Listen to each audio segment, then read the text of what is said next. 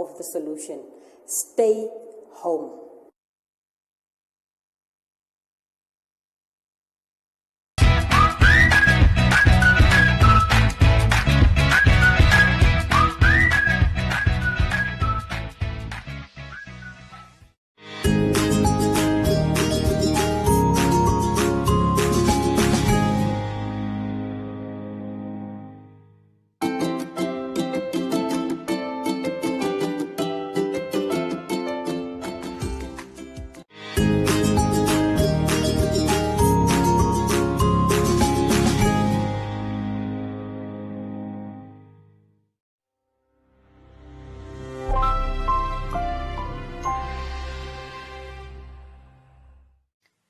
Hello, welcome to my Zone online school.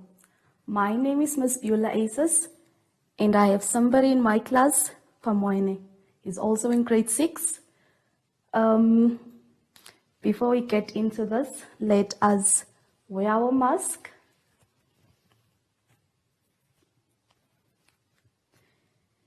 Sanitize our hands. Remember to rub it in properly between your fingers at the back of your hands. And make sure if there are other people around that you keep your 1 meter distance. Today's lesson is social health.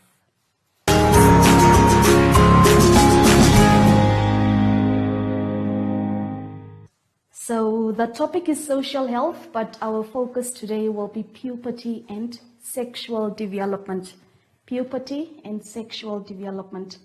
Let us all grab our books, get a pencil, get a pen, and open on page 18.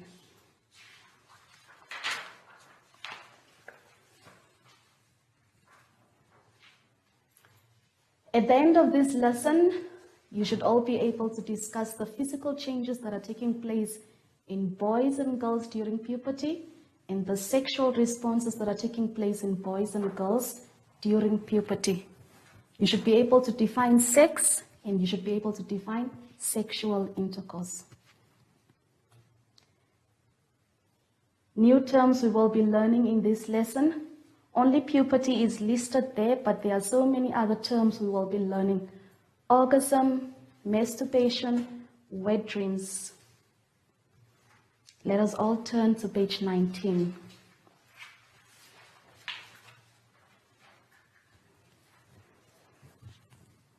When we are between the ages of 7 to 19, boys and girls go through certain changes.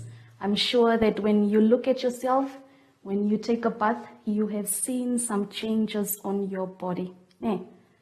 So we will first look at the changes taking place in boys and then the changes taking place in girls.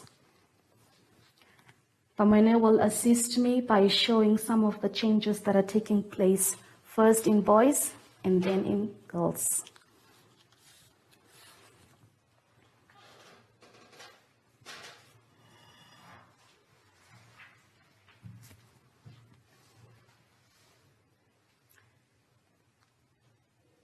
Puberty is the stage of sexual maturity.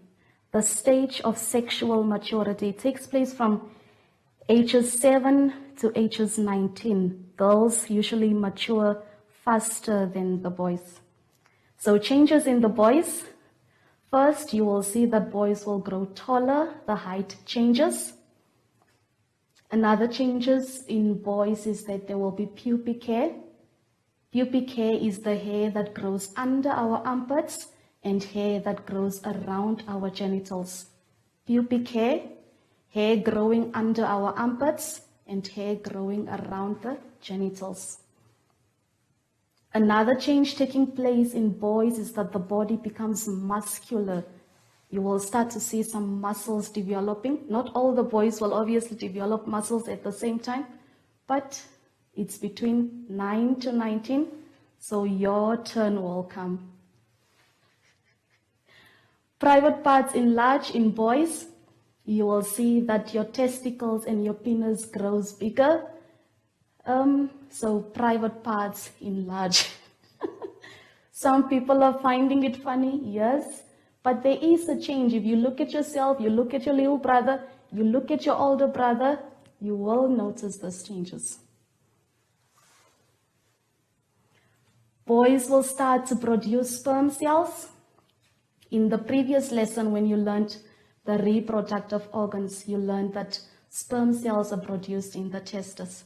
So boys will start to produce sperm cells. Shoulders broaden.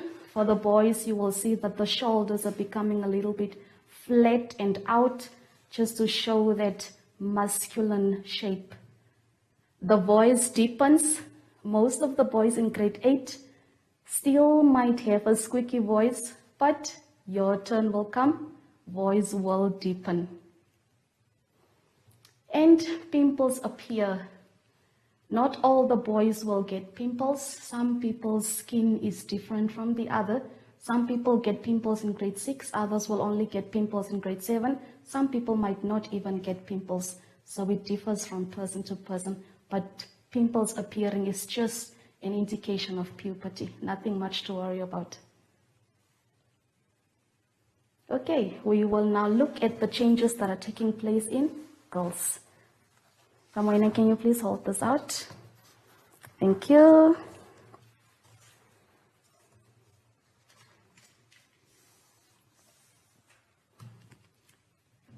Changes in girls. The very first one there shows pubic hair. From age 7 to age 19, girls can already grow pubic hair. Pubic hair under our armpits, pubic hair around your genitals. The breast will enlarge. There are already breasts, but then they will just enlarge as your years go. You will see that your breasts are maturing. Some people, depending on your family, some people's breasts grow much faster. Other people's breasts take time to grow, but it is all part of puberty. Everyone's breast will mature. Girls start to produce egg cells. Egg cells are produced in the ovary. You also learned that in the previous lesson. Ovaries produce egg cells. So girls will start to produce egg cells. This is already an indication that the next thing is happening. Girls will start to get their menstruation. Your monthly periods will start. Nothing to be scared, nothing to be surprised about. Every girl will go through this. So when you get your menstruation, you share with somebody that you trust, and then they will guide you. Hips whiten in the girls. You will see that your body becomes more shaped. In the first example there, you can also see how the hips are forming so that people can see that, yes, this is a girl. So your hips will whiten. Your body becomes more shaped as a girl. Pimples appear in girls. Pimples appear. A lot of pimples disappear on their own. You just need to wash your face and let it dry. But some of the times, girls want to stress over the pimples and you press them and you apply all kinds of things. And then they are not going to disappear. So when those pimples appear, just let them be. It's just a stage of puberty. They will disappear. Okay, thank you. Thank you. So puberty, a stage of sexual maturity. Puberty happens between ages 7 to ages 19. Girls usually mature before the boys. But during that time, whether you are 7, 8, 9, or 10, any of those age, you will start to notice the changes that I just mentioned on your body. We are going to continue. We are still on page 19. Sexual responses in boys and girls during puberty. Sexual responses in boys and girls during puberty. The other ones that we mentioned were the physical changes. You are able to see those changes on your body. But now these are the sexual responses. Sexual responses are normal experiences. Nothing to be afraid or embarrassed about. All of them are part of growing up. Everyone will go through them sooner or later. Just know that we can all control our sexual feelings. They are all in the mind. We are able to control them. So I'm going to explain 3 sexual responses. They are on page 20. 3 sexual responses that are taking place in girls and boys during puberty. The first sexual response is the feelings of attraction. Boys are attracted to girls, girls are attracted to boys. People are chasing each other around the whole day. For what reason, we don't know, but those are just indications that you are attracted to this person. Feelings of attraction. Another sexual response, masturbation. Masturbation is the self-stimulation of the genitals to achieve sexual arousal and pleasure. In simple words, it simply means touching yourself on your vagina or touching yourself on your penis. You are going to feel some kind of sexual desire while you touch yourself. That is masturbation. It's just part of a sexual response. You don't need to try it. You don't need to try it. You wait until you are 25. Another sexual response, wet dreams. Wet dreams, when a person orgasms involuntarily during their sleep. Experienced mostly in boys, then in girls. Wet dreams can be triggered by sexual thoughts. You are watching a sexual movie and you go sleep, then those wet dreams will be there. Or you are watching naked pictures. So wet dreams can be avoided if you stick to your schoolwork, read only schoolwork. You will not have any issues with wet dreams because it is involuntary, yes, but you can control it. When we go through puberty, there is a lot that we need to do. 1, if you have pubic hair, make sure that you cut your pubic hair.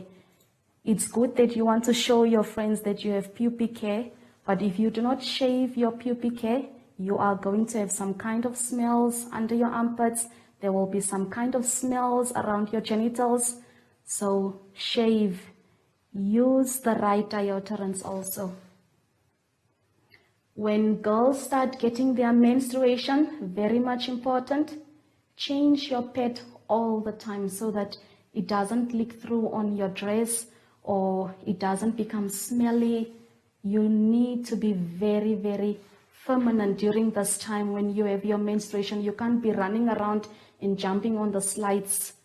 You have to behave during this time. And also when you remove your pad, wrap it up in something and throw it away in the dustbins. Boys, when you have sexual feelings or feelings of attraction towards a girl, does not mean that you should be aggressive and force this person to want to like you. No. Just because you are attracted to the person doesn't mean they are also attracted. And sexual feelings can be controlled. Very much important to know that. 2 very important terms that we need to know, as listed there at the bottom of the page, sex and sexual intercourse. People usually get confused between those 2 terms. Sex simply means you're gentle. When you complete forms, you will always see there that they write sex. Your sex is your gender. Are you male? Are you a boy? Are you a man? Male, man or boy? And female, are you a woman? Are you a girl? Female. So your sex is your gender.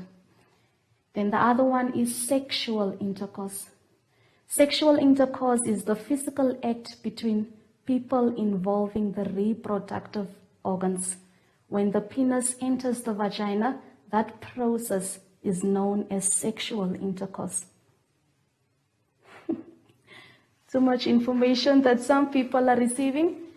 It is very important that you receive sexual information so that you are able to protect yourself the right way. On the next page, page 21, You will receive self-assessment questions there that you need to answer. The first one, write down physical changes that occur in boys and girls during puberty. So you can mention 4 changes in girls and you can mention 4 changes in boys. Write down sexual responses that occur in boys and girls during puberty. Any sexual change that is happening in boys and in girls. Then the very last one, define sex and sexual intercourse. The memorandum is there at the back, but please do not jump to get the answers yet. Answer it first on your own and then take a pencil and mark yourself. See how much you have scored, and that is the only way that you can rate if you have understood.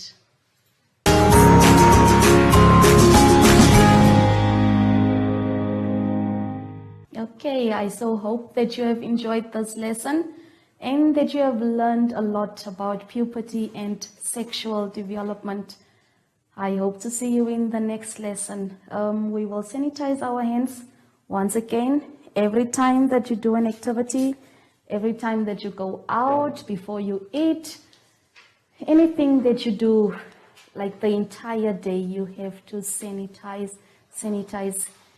Keep busy, stay home, stay safe. Thank you. Social distance, remember. Bye-bye.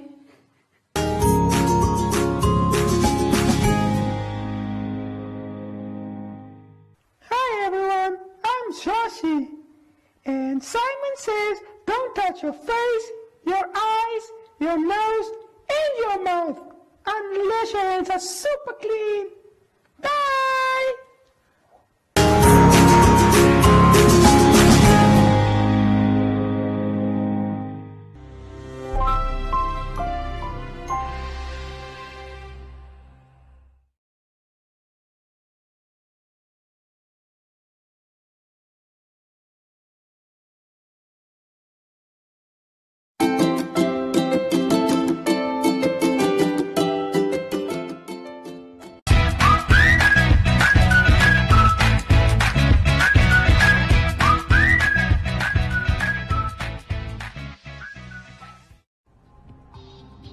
Many countries that have passed their first peak of COVID-19 are experiencing a second rise in cases. Is this a second wave of infections, and could even more waves lie ahead? Previous pandemics might give us a clue. The 1918 Spanish flu was the most deadly pandemic in modern history. It killed at least 50 million people. Its second wave was the most deadly by far, killing millions more than the first and third. More recent outbreaks, such as SARS and swine flu, have also had 2 or more waves, so it looks like the COVID-19 pandemic could have several too. The World Health Organization has warned about the dangers of a deadly resurgence. Many countries and places have seen infections accelerate after bringing their first waves under control. These rises aren't necessarily new waves. They could be spikes.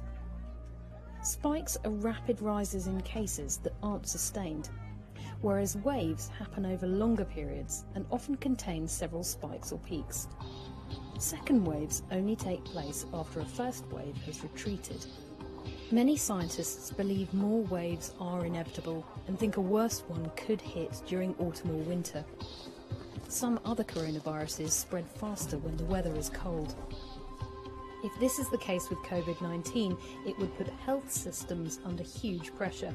Many people are still vulnerable, and immunity to the virus might only last a few months for those who recover. It's also possible that mutations to the virus could lead to new waves. Hundreds of mutations have been found, and some could potentially make the pandemic more severe. One mutation may have already improved the ability of the virus to bind its spike proteins to human cells. This strain of the virus appears to unlock cells more easily and has become dominant around the world. It's unknown how the virus will continue to change, but further mutations could make it even more dangerous and harder to control. A reliable vaccine would help solve many of these problems, but it may take many months or even years to find one. Until then, we all need to make long-term lifestyle changes to protect ourselves from further waves. How are you learning to live in a world with COVID-19?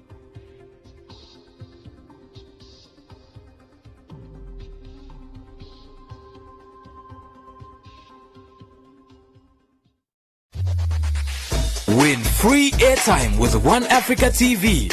Share your comments on the channel. WhatsApp your feedback, name and town to 081 200 6659. One Africa TV. It just gets better.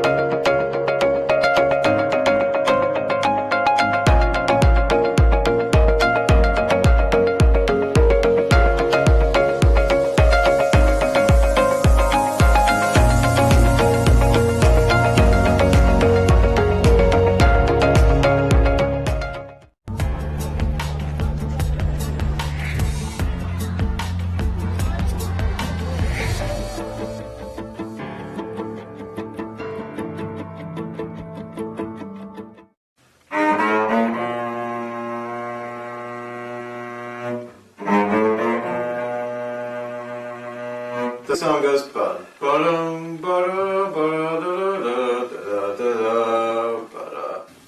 Benjamin Rosloff expresses himself with music, but when he's not playing the cello, he's making films.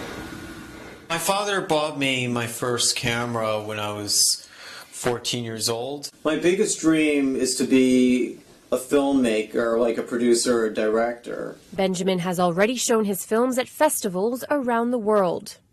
The first film that I did, which was a documentary short, was called Can I Call You? It's about me trying to go in a relationship with someone who's non-disabled. Can I call you? Yes. Ben is indeed a remarkable young man who has been living with autism from birth.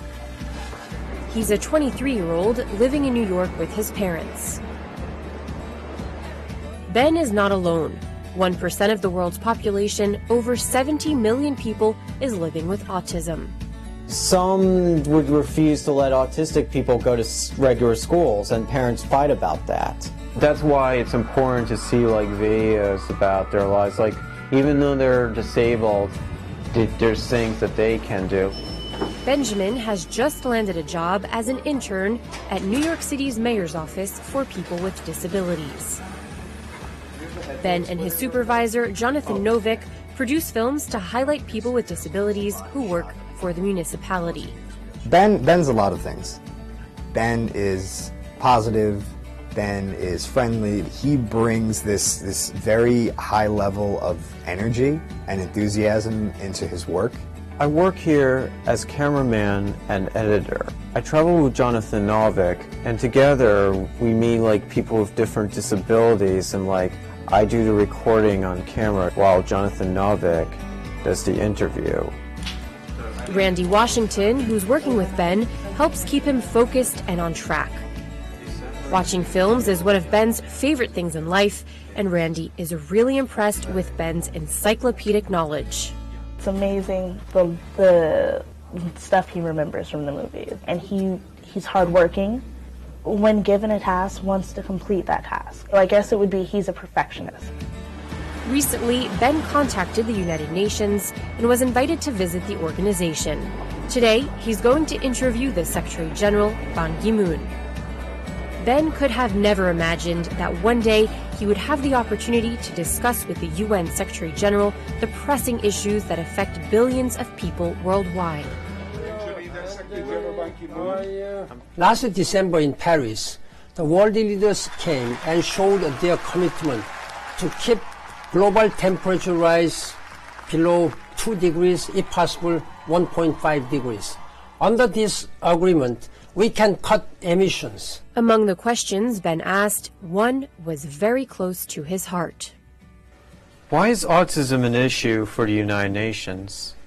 Some societies discriminate on or shun people with autism.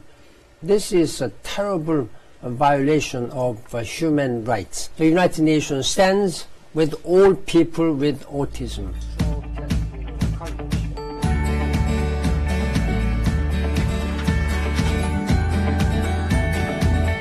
Benjamin's resolve to work and produce films is an example to the millions of people with disabilities worldwide. He knows that anything is possible when you dream, and if you work hard, your dreams can come true.